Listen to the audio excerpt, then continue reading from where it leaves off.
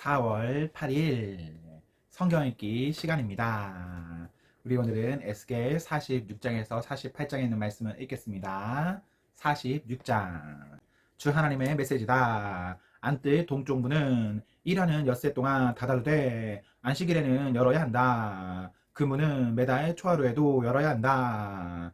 왕은 그 문으로 들어와서 벽 기둥 곁에 설 것이며 그가 거기 현관에서 예배하는 동안 제사장들이 그의 번제물과 화목제물을 바쳐야 한다. 그가 떠난 후에도 그 문은 저녁 때까지 닫지 말아야 한다. 안식일과 매달 초하루에는 백성이 그 문 바깥 입구에 모여 하나님을 예배해야 한다. 안식일에 왕이 하나님께 바칠 번제물은 흠 없는 어린 양 6마리와 흠 없는 수양 1마리다. 수장과 함께 곡식제물 20리터와 기름 4리터를 바치고 각 어린 양에는 소량의 곡식을 곁들여야 한다.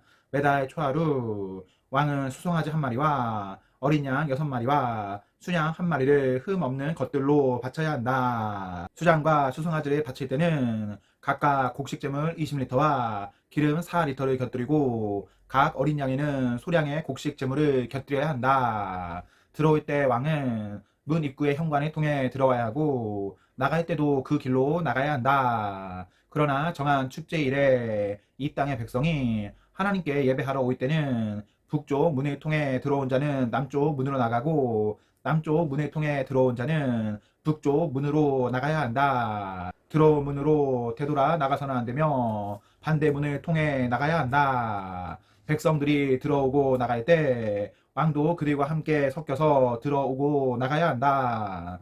축제일과 정한 축일에 바칠 곡식 제물의 양은 20리터이며 수송아지와 수장에는 기름 4리터를 각 어린 양에는 소량의 곡식을 곁들여야 한다. 왕이 자원하여 하나님께 번제물이나 화목 제물을 가져올 때는 그에게 동쪽 문을 열어 주어야 한다. 그는 안식일에 하듯이 자기의 번제물이나 화목 제물을 바칠 것이며 그런 다음 떠나야 한다. 그가 밖으로 나간 다음에는 문을 닫아야 한다. 매일 아침 너희는 하나님께 바칠 번제물로 1년 된 흠 없는 어린 양 1마리를 가지고 와야 한다.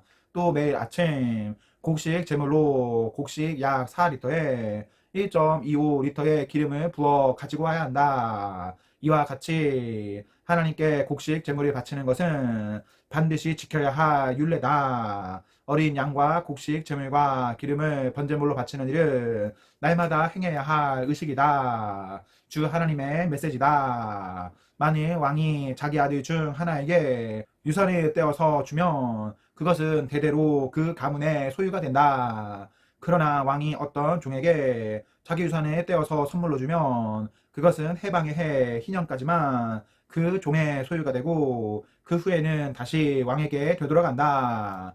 왕의 유산은 오직 그의 아들들의 것이며 대대로 그 가문이 소유한다. 왕은 백성 가운데 누구의 유산도 빼앗아서는 안 되며 그들의 땅 소유권을 빼앗아서도 안 된다. 그는 오직 자기 재산을 떼어서 아들들에게 줄 수 있다. 내 백성 누구도 자기 땅에서 내쫓기는 일이 있어서는 안 된다. 그런 다음 그 사람이 나를 데리고 북쪽 문을 통해 제사장들의 거룩한 방으로 가서 서쪽에 있는 뒷방 하나를 보여주었다. 그가 말했다. 여기는 제사장들이 속건제물과 속죄 제물을 삶고 곡식 제물을 굽는 부엌이다. 바깥들에서 거룩한 그 일들을 하다가는 준비가 안 된 백성을 위험에 빠뜨리게 할 수 있으니 이곳에서 제물을 준비해야 한다. 그가 다시 나를 이끌고 바깥들로 가서 그 뜰에 내 모퉁이를 보여주었다. 내가 보니 모퉁이마다 뜰이 있었다. 바깥뜰 내 모퉁이마다 각각 길이 18m, 너비 13.5m 되는 작은 뜰이 있었고 크기는 모두 같았다. 그 뜰의 안쪽 벽에 돌로 만든 선반이 있었고 그 선반 밑으로 요리용 화덕이 놓여 있었다. 그가 일러주었다. 여기는 성전에서 섬기는 자들이 백성의 희생 제물을 삼는 부엌이다. 47장. 그가 다시 나를 성전 입구로 데리고 갔다. 내가 보니 성전 현관 아래쪽에서 물이 쏟아져 나와 동쪽으로 성전은 동쪽으로 향하고 있다. 흘러가고 있었다. 물은 성전 남쪽면 제단 남쪽에서 쏟아져 나오고 있었다. 그가 나를 데리고 북쪽 문으로 나가서 밖을 돌아 동쪽 문으로 데리고 갔다. 물이 성전 남쪽 샘 아래에서 용솟음쳐 흘러나왔다. 그가 주의자를 가지고 동쪽으로 450m를 재면서 갔고 나는 발목까지 차오르는 물을 헤치며 따라갔다. 그가 다시 450m를 재면서 갔고 나는 무릎까지 차오르는 물을 헤치며 따라갔다. 그가 다시 450m를 재면서 갔고 나는 허리까지 차오르는 물을 헤치며 따라갔다. 그가 다시 450m를 재면서 갔는데 이제는 물이 내 키보다 높아져 헤엄을 쳐야 했다. 물은 강물처럼 높았고 도저히 헤엄치며 걸어갈 수 없었다. 그가 말했다. 사람의 아들아, 잘 보았느냐? 그런 다음 그가 나를 다시 강으로 데리고 갔다. 강가에 앉아서 보니 강가 양편으로 많은 나무들이 늘어서 있었다. 그가 내게 말했다. 이 물은 동쪽으로 흘러서 아라바로 내려갔다가 물들이 고여있는 바다로 들어간다. 이 물이 바다로 흘러가면 그 바닷물은 새로워진다. 이 강물이 흘러 들어가는 곳은 어디든지 생명이 엄청난 물고기 떼가 가득하게 되는데 그것은 이 강물이 바다의 짠물을 단물로 바꿔놓기 때문이다. 이 강물이 흘러 들어가는 곳에는 생명이 차오른다. 엔게디에서 북쪽 에네글라임에 이르기까지 어부들이 어깨를 나란히 하고 서서 해안선에 따라 그물을 내릴 것이다. 그 바다에는 지중해처럼 온갖 종류의 물고기들이 가득할 것이다. 그 늪과 습지들은 새로워지지 않고 계속 짠물로 남아있을 것이다. 그러나 그 강가 양편으로는 온갖 종류의 과일 나무들이 자라며 그 잎이 시들지 않고 열매도 끊이지 않을 것이다. 나무들은 때마다 신선한 열매를 맺을 것인데 성소에서 나온 강물이 그 나무들에게 흘러가기 때문이다. 그 열매는 양식이 되고 그 잎은 약재가 될 것이다. 주 하나님의 메시지다. 다음은 이스라엘 12지파가 유산으로 나누어 가질 땅의 경계선이다. 요셉은 두 몫을 가질 것이다. 나머지 지파들은 땅을 똑같이 나누어야 한다. 나는 너희 조상에게 이 땅을 주기로 엄숙히 맹세했다. 이 땅이 너희 유산이 될 것이라고 내가 맹세했다. 이 땅의 경계선은 다음과 같다. 북쪽 경계선은 큰 바다 지중해에서 시작해 헤들론 길을 따라 하마너기와 스닥과 브로다. 다마스쿠스와 하마 사이의 시브라임, 더 나아가 하우란과 접한 하셀 핫디곤까지 이른다.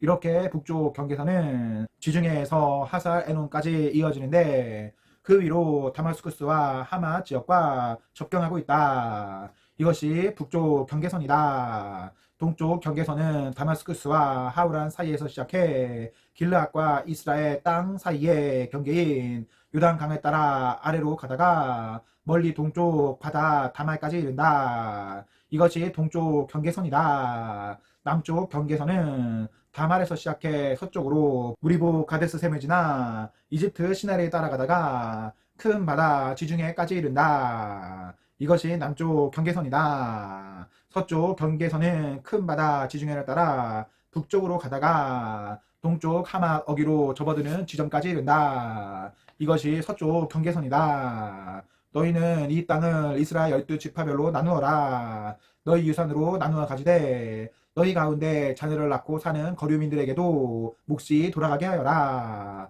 그들도 너희처럼 이 땅에서 태어난 사람들로 대우해 주어라. 그들도 이스라엘 지파와 함께 유산을 얻게 하여라. 모든 거류민이 각자 사는 지역에서 자기 유산을 받게 하여라. 주 하나님의 포고다. 48장. 지파들은 이러하다. 단 북쪽 경계선에서 시작해 헤들론 길을 따라 하마너기와 하살 에논까지 곧 다마스쿠스 영토와 하맛을 북쪽으로 두고 동쪽에서 서쪽까지가 그들이 받을 몫이다. 아세 단 경계에 다 있는 동쪽에서 서쪽까지가 그들이 받을 몫이다. 납달리 아세 경계에 다 있는 동쪽에서 서쪽까지가 그들이 받을 몫이다. 문하세 납달리 경계에 다 있는 동쪽에서 서쪽까지가 그들이 받을 몫이다. 에브라임 문하세 경계에 다 있는 동쪽에서 서쪽까지가 그들이 받을 몫이다. 르벤 에브라임 경계에 다 있는 동쪽에서 서쪽까지가 그들이 받을 몫이다. 유다 르벤 경계에 다 있는 동쪽에서 서쪽까지가 그들이 받을 몫이다.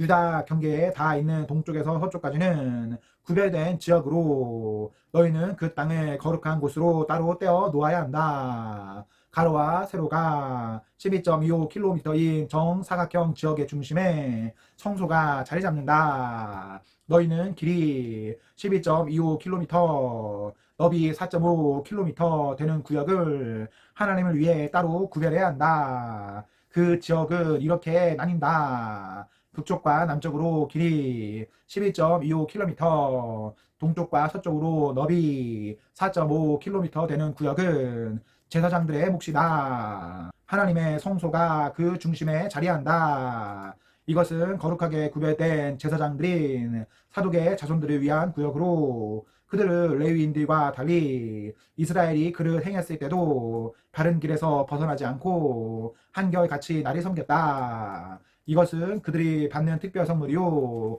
이 땅이 주는 선물이며 지극히 거룩한 땅으로 레위인들의 구역에 다 있는 지역이다. 레위인들의 구역도 제사장들의 구역과 같은 크기로 길이가 12.25km, 너비가 4.5km다. 이 구역의 땅은 단 한 평도 팔거나 거래할 수 없다. 이 땅은 가장 좋은 구역이며 무엇보다 하나님께 거룩한 곳이다. 거룩한 정사각형의 나머지 길이 12.25km, 너비 2.25km 되는 구역은 평범한 용도로 사용된다. 도성과 건물들을 세우고 도시를 중심으로 주위에 빈터를 둔다. 도성의 북쪽과 남쪽과 동쪽과 서쪽 면의 길이는 각각 약 2.25km다. 112.5m 너비의 초장이 도성을 사방으로 둘러싼다. 거룩한 제사장 구역과 붙어있는 나머지 땅,